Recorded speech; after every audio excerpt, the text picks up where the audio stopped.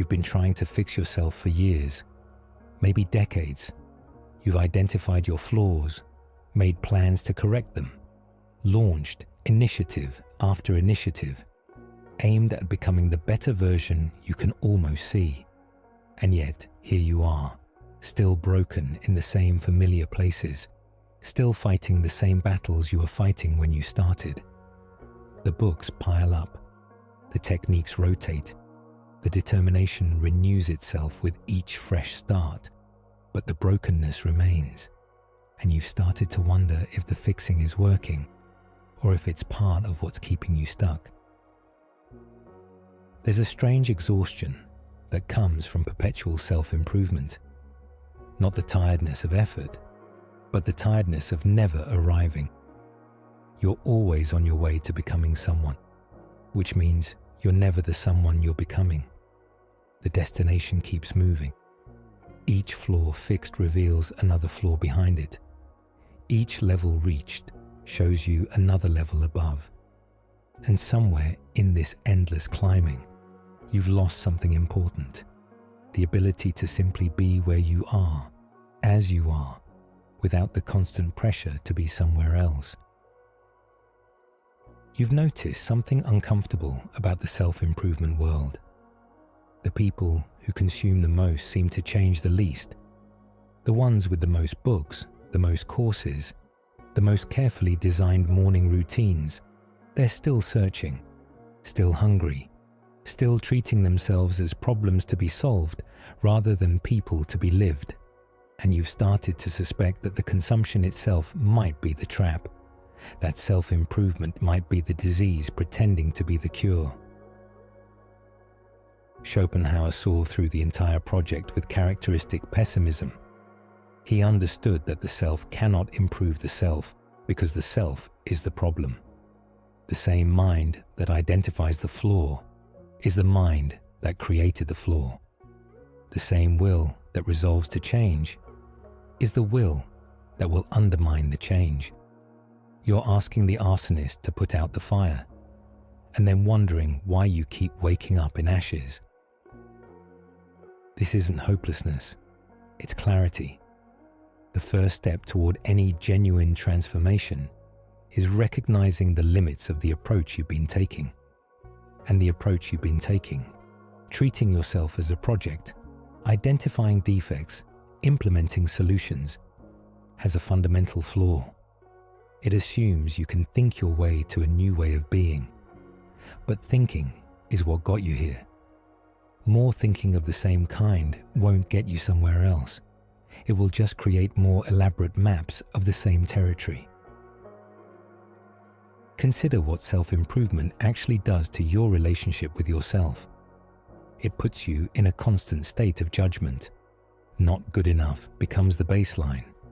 The gap between who you are and who you should be becomes the defining feature of your self-concept. You learn to look at yourself with the eyes of a critic, always finding fault, never satisfied, treating yourself with a harshness you would never direct at someone you loved.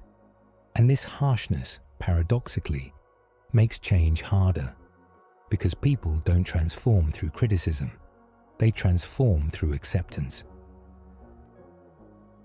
Schopenhauer would recognize the self-improvement industry as one of the will's more clever tricks for keeping itself in business.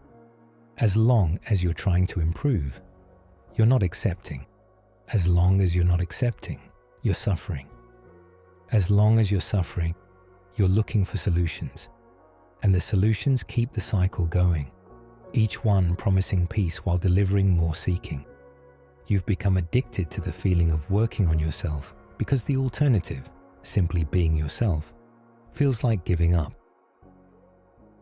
But what if giving up is exactly what's needed? Not giving up on life, on growth, on becoming, but giving up on the project of fixing yourself as a prerequisite for living. What if you could set down the tools of self-improvement and discover that you're already capable of the life you've been postponing until you're ready? The readiness you're waiting for is a mirage. You will never be fixed enough. There will always be another flaw. The work is endless because it's designed to be endless. The only way out is to stop playing. This doesn't mean you can't grow. It means the growth has to come from somewhere other than the project mentality. Real transformation happens not through fixing, but through allowing.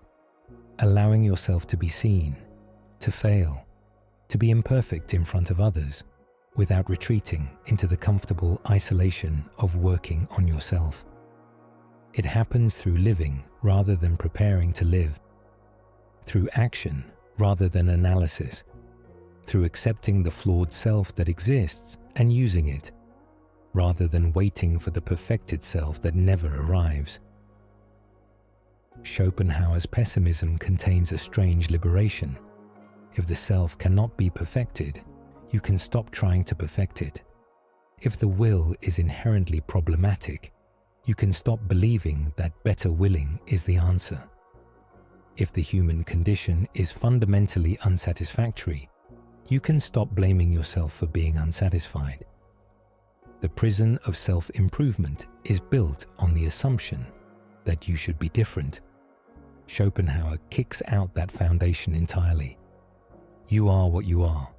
The question is not how to be different, but how to live with what you actually are. The books on your shelf won't save you. The techniques you haven't tried yet won't either.